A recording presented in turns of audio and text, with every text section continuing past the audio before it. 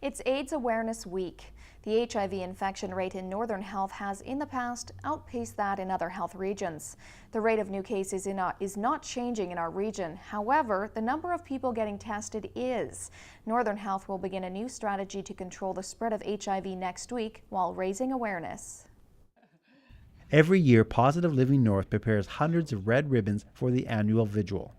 The red ribbon will be handed out along with information how their organization helps people with the disease. We have our client support services, so these are services directly for people living with HIV and their families. So we have a number of support services available.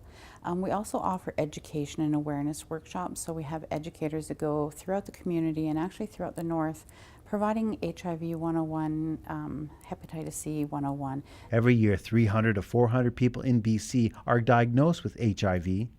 Statistics also show 25% of people living with HIV are not aware they have the disease. We're wanting to capture those 25% and to get them onto treatment because HIV is no longer a death sentence, it's a chronic disease. So you can live a very long life. And currently also we've had elderly that have been diagnosed with HIV. Starting next week, all patients over the age of 14 admitted to University Hospital will be offered an HIV test.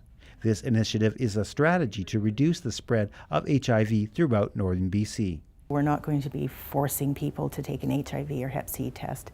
And if you're in the community, you don't need to come to the hospital for the test. You can come to public health. You can go to AIDS prevention down on 3rd Avenue.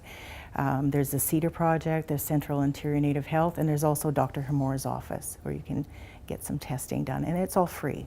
The vigil will start at 3 p.m. followed by a moment of silence to remember those we have lost to AIDS. Dave Branco, CKPG News.